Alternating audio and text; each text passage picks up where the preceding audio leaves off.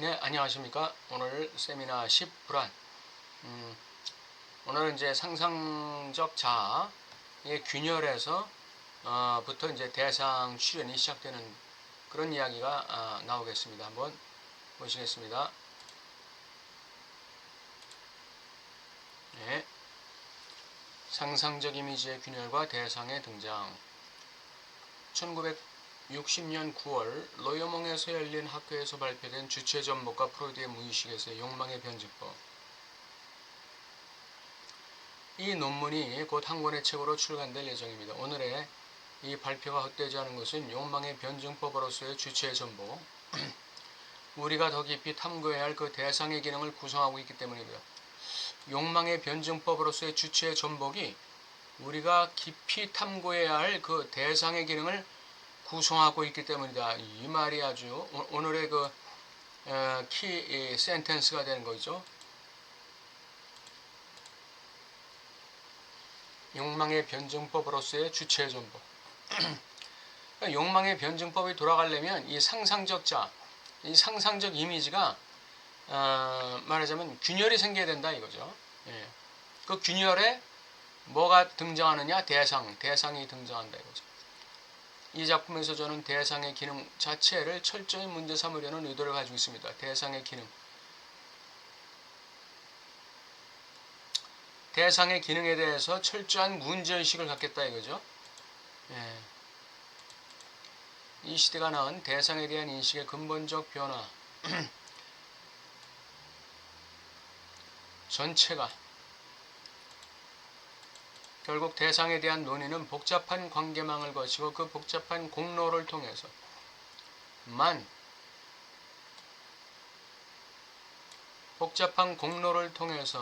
그 대상에 접근할 수 있음을 주장합니다. 주체가 자기 혼자 되는 게 아니다 이거죠. 대상과 주체의 수수께끼 같은 관계, 대상과 주체의 수수께끼 같은 관계, 이게 오늘 강의의 핵심이다. 타자 안에서의 타자의 자리에서의 I-A 이거는 이제 거울상으로부터 출현한 그 소타자죠. 이거에서 단지 자신을 반영하는 이미지가 떠오릅니다. 예, 자신을 반영하는 이미지는 거울상으로부터 대타자를 거쳐서 소타자로 자리 잡을 때 이제 생기는 것입니다. 그것은 타자에 의해 인증되지만 예.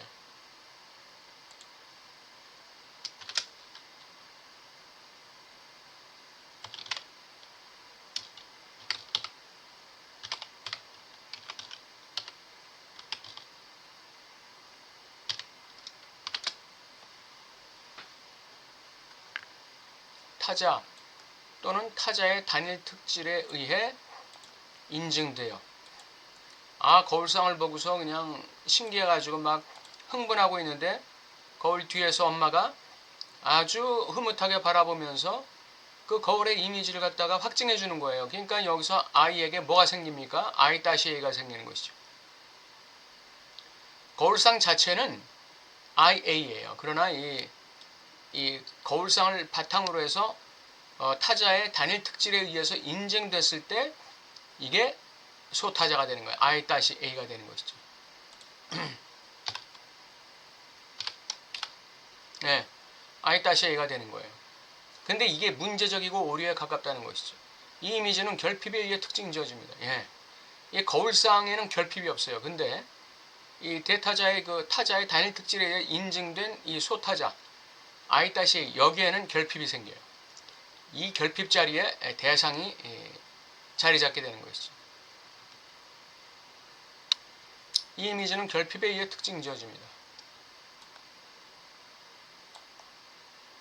결핍에 의해 특징 지어지는 그 이미지가 바로 그 소타자 이미지.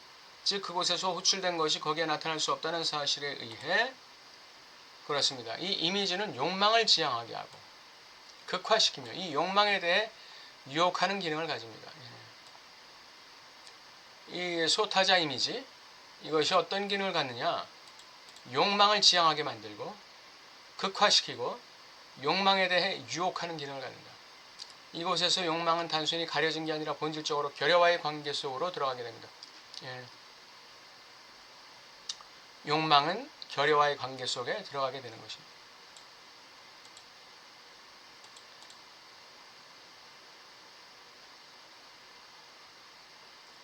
이 결여 이게 뭘까요?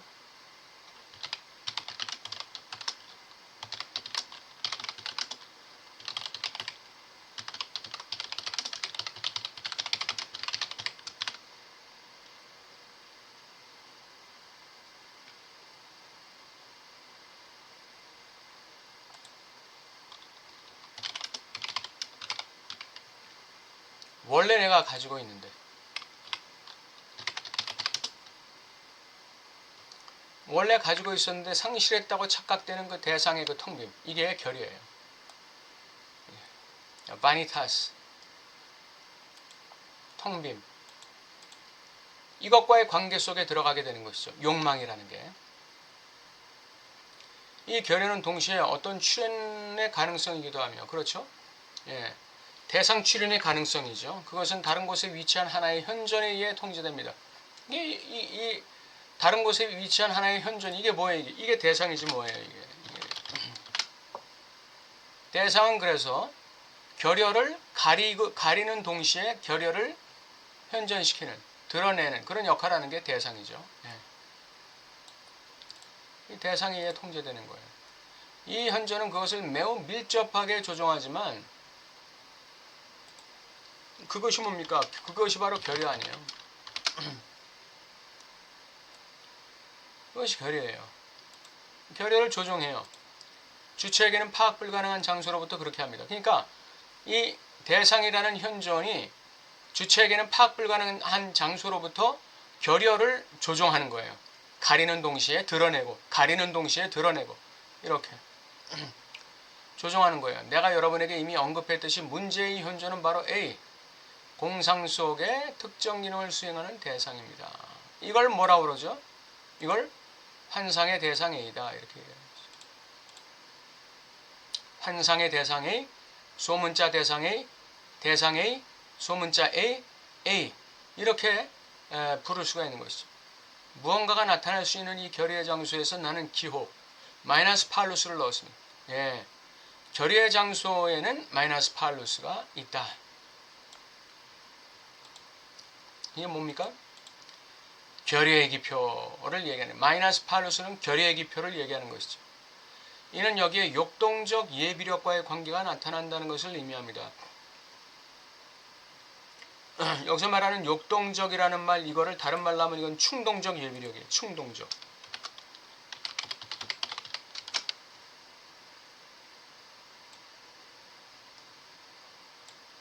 충동적 예비력이 나타나는 관계다.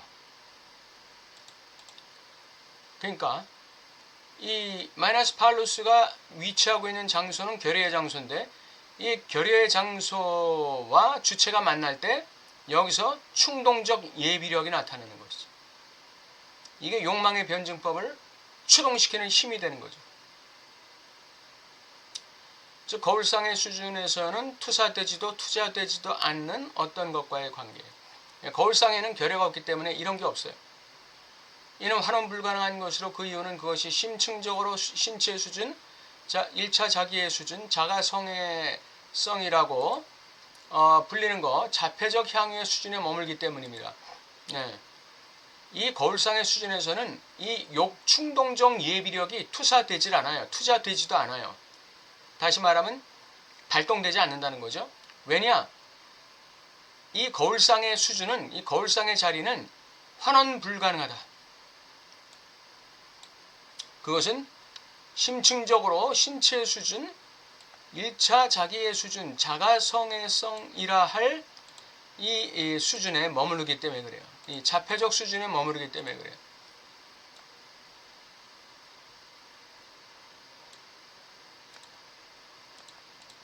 요컨대 이것은 관계 속에서 필요하다면 타자와의 관계에서 하나의 도구로 작동하게 될 어떤 것을 활성화하기 위해 그 자리에 남아있는 영양소와도 같은 것입니다.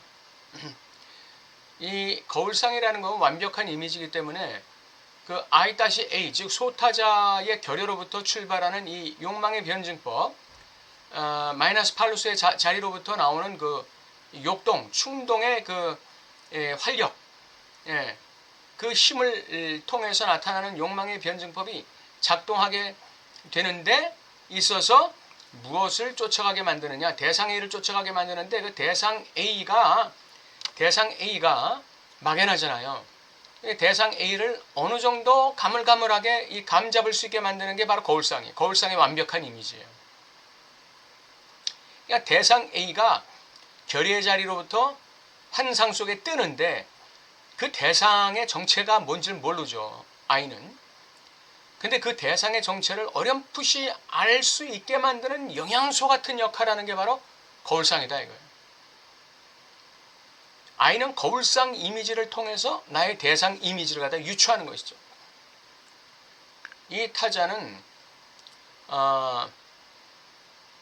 나의 상사 이미지에 기반해 구성된 타자이며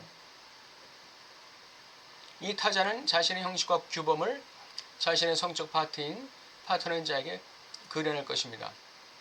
여기서 말하는 타자, 이거는 대타자입니까? 소타자입니까? 소타자죠. 소타자와의 관계 속에서 하나의 도구로 작동하게 될 어떤 것, 다시 말해서 조금 전에 우리가 이 거울상은 투자되지도 않는다고 했잖아요. 그런데 이 소타자, 이 I-A 이 수준에서는 뭐가 이루어진다고 그랬죠? 여기서는 이 이미지는 결핍의 특징이기 때문에 욕망의 변증법을 일으키게 되는 거예요. 욕망을 지향하게 만드는 거예요. 극화시키고. 그래서 여기서는 욕동적, 충동적 예비력의 관계가 나타나요. 그렇기 때문에 그러한 하나의 도구로 작동하게 될 어떤 것을 활성화시키는데 기여하는 영양소 역할을 한다. 소타자로부터 출발되는 욕망의 변증법에서 대상을 지향하는 어떤 이 주체의 활동에 있어서 하나의 영양소 역할을 한다. 디딤돌 역할을 한다. 그래서 이 소타자는 나의 상사, 이 비슷한 이미지, 쌍블랑. 나의 상사 이미지에 기반해 구성된 타자미. 이게 소타자죠, 소타자. 나의 상사 이미지, 이게 뭐죠? 이게 거울상. 근원적인 이미지가 거울상이죠. 이 거울상에 근거해서 만들어지는 이미지, 이게 이제 소타자란 말이에요. 이게 소타자예요. 이게. 그리고 이 소타자는 자신의 형식과 규범을 자신의 성적 파트너인 자에게 그려낼 것입니다. 그러나 이 거울상, 이 원형이 되는 이 거울상 이미지는 자폐적 향유의 수준에 머무는 그 이미지죠. 타자와 교감이 돼야 안 되죠. 마이너스 팔루스, 결의의 기표로 표시된 장소에서 신호화될 수 있는 게 바로 불안입니다. 불안이 어디에 나타난다고요? 마이너스 팔루스 장소에서 나타나는 것입니다. 결의의 자리에서 이 불안이 나타나는 거예요. 그럼 뭐에 대한 불안입니까? 내가 원래 가지고 있었는데 상실했다고 착각되는 어떤 대상을 내가 다시 회복해야 된다는 불안이죠. 즉 타자와의 관계 속에서의 거세 불안입니다. 그러니까 여기서 말하는 것은 그 존재적 불안이 아니네요. 여기서 말하는 불안은 거세 불안이에요. 그러니까 마이너스 팔루스, 거세의 기표죠. 마이너스 팔루스는 그 결의의 기표. 결의의 기표는 다시 말하면 거세의 기표라고도 말할 수 있습니다. 즉 타자와의 관계, 여기서는 대타자를 얘기하겠죠. 대타자.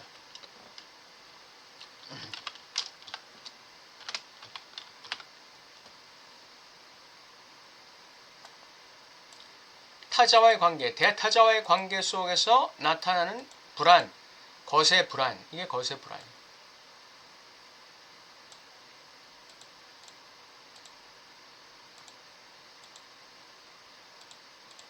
이것이 바로 우리가 오늘 다루게 될 질문입니다. 그러니까 불안에는 거세 불안이 있고 존재적 불안이 있는 거죠. 락강의 세미나 10 불안에서 얘기하는 불안은 거세 불안이 아니라 존재적 불안이죠. 거세 불안은 바로 그 존재적 불안을 슬쩍 캐머플라지하고 있는 것입니다.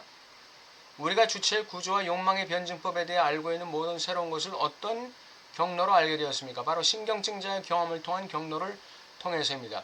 여기에 대해 프로이드는 뭐라고 말합니까? 거세불안이라고 말합니다. 예. 인간에게는 남자에게는 물론이고 여자에게도 자기가 뭔가를 상실할 거에 대한 불안이 있죠. 내가 갖고 있는 것을 잃어버릴 거에 대한 불안, 내가 실패할 거에 대한 불안, 내가 잘릴 거에 대한 불안, 내가 앞으로 나아가다가 장벽에 부딪힐 거에 대한 불안, 내 존재적인 절망에 들어가게 될 거에 대한 불안, 이게 다 거세불안이에요. 거세불안, 이 신경증적 불안, 거세불안. 이게 신경증자의 경험이란 통로를 통해서 우리는 거세불안을 알게 된 거예요. 분석적 변증법이 거세불안에서 멈춰버리는 것은 무엇을 뜻할까요? 이 경로는 프로이드가 신경증자가 거세불안에 좌초한다고 명명한 바로 그 경험의 사실을 좀 더 정교하게 정식화하는 것에서 출발한다. 거세불안에 좌초한다고 명명한 바로 그 경험의 사실을 좀 더 정교하게 정식화한다. 내가 여기서 제공하는 출구, 지금 내가 시연하고 있는 이 변증법은 사실 신경증자의 궁극적인 막힘이 반드시 거세불안 그 자체 때문만은 아니라는 사실을 명확히 드러낼 수 있게 해줍니다. 네. 그러니까는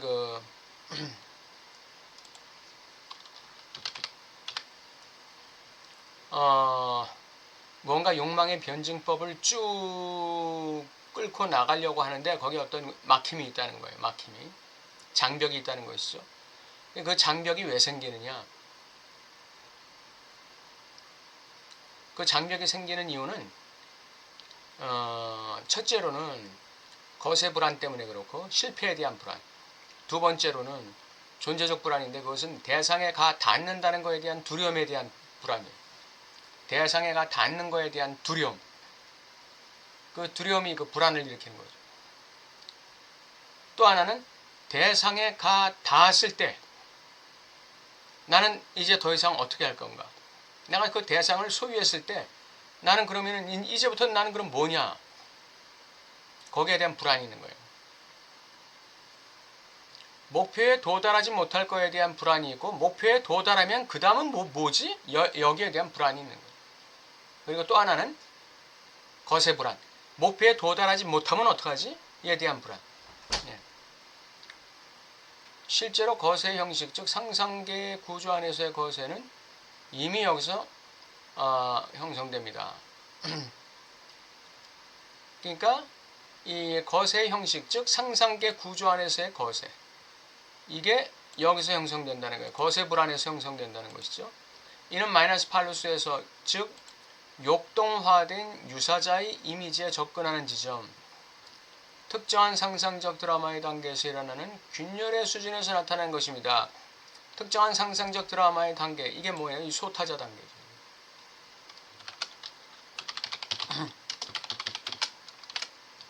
이 소타자 단계에서 일어나는 이 균열, 이 결여. 예. 아까 거울상 단계, 거울상 이미지 단계에서는 결여가 없다고 그랬죠? 근데 이것이 대타자의 단일 특질을 얻어서,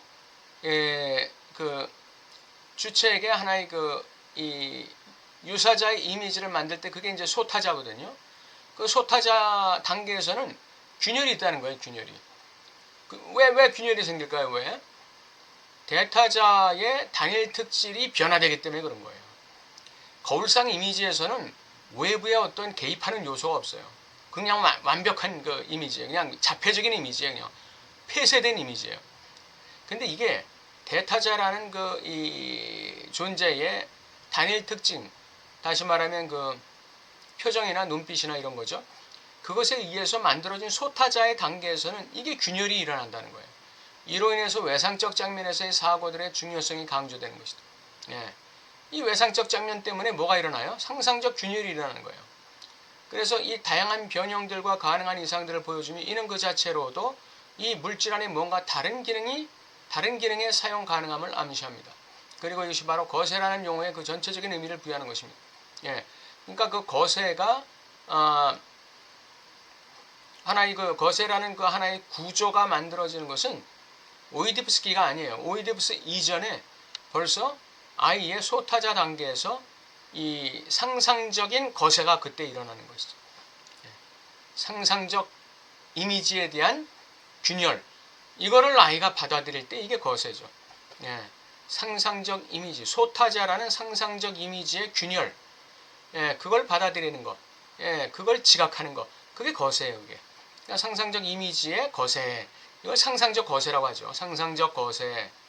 그 상징적 거세는 뭡니까? 이제 아빠와의 상징적 단계에 들어가서, 상징계라는 단계에 들어가서 아빠를 통해서 내가 배워야 될 게 있구나. 지금까지 나는 아주 헛살았구나. 나는 무력하구나. 나는 아무것도 모르는구나. 그걸 받아들이고 아빠로부터 이것저것 배우는 거죠. 그게 상징적 거세예요. 예. 지금 내가 가지고 있는 이것 가지고는 세상에서 내가 책임있게 살 수가 없구나. 아빠로부터 중요한 걸 배워야겠구나. 그래서 아빠한테 배우는 거, 그게 거세죠. 그게 상징적 거세예요. 그게. 예. 그렇게 될 때 이제 이 세상이라는 상징계에서 책임 있는 주체로 살아가는 것이죠. 그게 상징적 거세예요. 그러나 여기서는 상상적 거세, 예. 상상적 이미지의 거세를 나타내는 것이죠. 소타자의 균열을 받아들이는 것, 그것이 상상적 거세가 됩니다. 그리고 대상의 A가 뜨는 건 언제라고 그랬지? 이 소타자 단계에서 벌써 균열이 일어나기 때문에 여기서 대상이 뜨는 거예요. 이 균열의 수준, 여기서 여기서 대상이 뜨는 거죠. 네. 오늘 상상적 이미지의 균열과 대상의 등장, 이와 같은 제목으로 내용을 살펴봤습니다. 예, 또 다음 주에 뵙겠습니다. 감사합니다.